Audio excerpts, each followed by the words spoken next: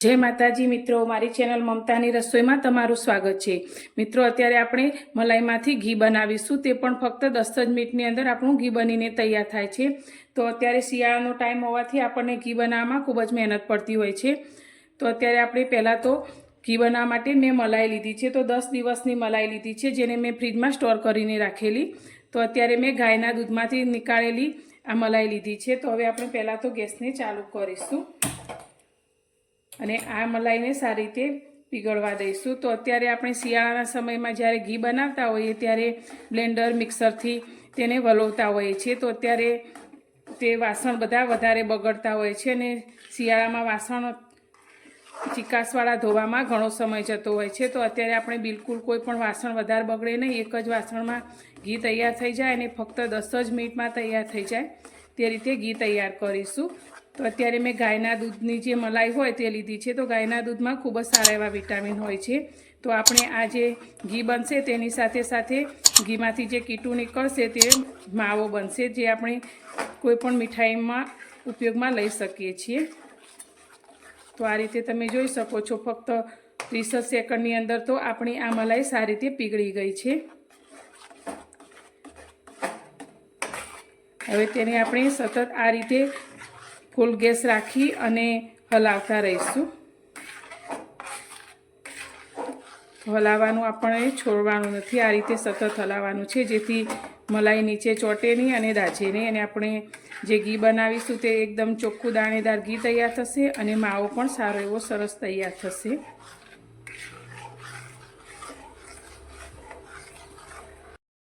मलाईने हलावता 1 minute जेवुं थयुं छे ने तमे जोई शको छो मलाईनो आ रीते उपर उभरो आववा लाग्यो छे। तो हवे आपणे गैसनी फ्लेम मीडियम करी दईशुं अने मीडियम गैसनी फ्लेम पर हवे आ रीते तेने आपणे हलावीशुं। तो अत्यारे मैं जे मलाई लीधी छे ते वजनमां 800 ग्राम जेटली छे।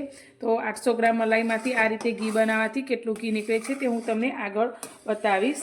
तो मित्रों, तमने मारो आ विडियो जो पसंद आवे तो विडियो ने लाइक जरूरथी करजो अने वधुमां वधु शेर करी चेनल पर नवा हो तो चेनल ने सब्सक्राइब करवानुं बिल्कुल भूलता नहीं। तो आपणे आ रीते बधी ज बाजुथी किनारेथी लेता जईशुं अने मलाईने आ रीते हलावता जईशुं।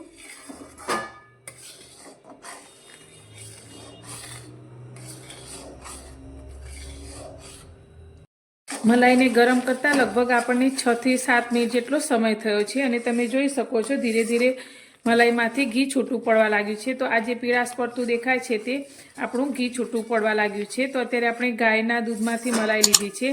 तो आपणुं घी आ रीते एकदम पीळुं तैयार थशे। तो फरी हवे आपणे 2 થી 3 मिनिट आ रीते तेने हलावता रहीशुं, जेथी बधुं ज घी सारी रीते छूटुं पड़ी जाय।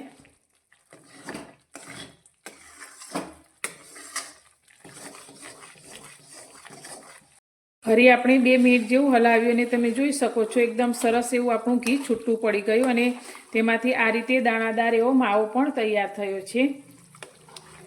तो गायना दूधमां खूब ज सारा एवा विटामिन होवाथी गायना दूधमांथी बनावेली बधी ज बनावटोमां खूब ज सारो एवा विटामिन्स होय छे अने गुणोनो भंडार होय छे। तो आपणे आ रीते तेमांथी बनावेला मावानो पण उपयोग करीशुं अने साथे आपणे घीनो पण उपयोग करी शकीशुं। तो अत्यारे हवे आपणे गैसनी फ्लेम बंध करी दईशुं अने आ घीने आपणे बीजा वासणनी अंदर गाળી लईशुं। त्यारे घीने गळवा माटे मैं अत्यारे 1 किलो घी समाय तेटलो स्टीलनो डब्बो लीधो छे। तो तेनी उपर आ रीते आपणे स्टीलनी गळणी राखी लईशुं अने बनावेला घीने आपणे गाળી लईशुं। तो आपणे जे डब्बो लीधो छे तेना मापथी आपणने खबर पड़शे के आपणे जे मलाई लीधी हती जेटला प्रमाणमां तेमांथी घी केटलुं तैयार थाय छे।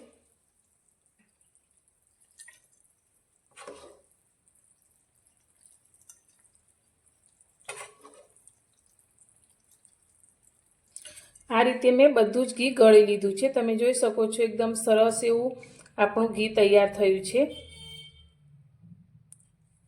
अने आपणे आ घीमांथी आ रीते मावो पण तैयार थयो छे।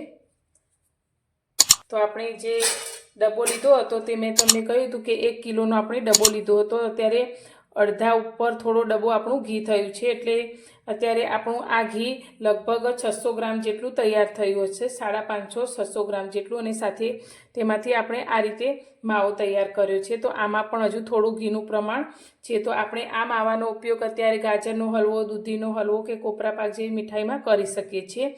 અને આપણું આ એકદમ ચોખ્ખું બને ઘી અને તૈયાર થયું છે. મિત્રો 10 જ મિનિટની અંદર આપણું ઘી એકદમ સરસ રીતે બનીને તૈયાર થયું છે, એકદમ ચોખ્ખું. અને સાથે એકદમ ચોખ્ખો આપણો માવો પણ તૈયાર છે. તો આપણે કોઈ પણ સારી એવી મીઠાઈ બનાવીને તૈયાર કરી શકીએ છીએ. તો તમને મારી આ ઘી બનાવવાની રીત પસંદ આવી હોય તો વિડીયોને લાઈક જરૂરથી કરજો. અને તમે મને કોમેન્ટમાં જણાવજો કે તમને મારી આ રીત કેવી લાગી અને તમે ઘી કઈ રીતે બનાવો છો અને ક્યાંથી મારો આ વિડીયો જોઈ રહ્યા છો. તો તમને મારો આ વિડીયો પસંદ આવ્યો હોય તો મારી ચેનલ પર નવા છો અને ચેનલને સબસ્ક્રાઈબ ના કરી હોય તો સબસ્ક્રાઈબ પણ જરૂરથી કરજો. તો ફરી મળીશું એક નવી રેસીપી સાથે નવા વિડીયોમાં.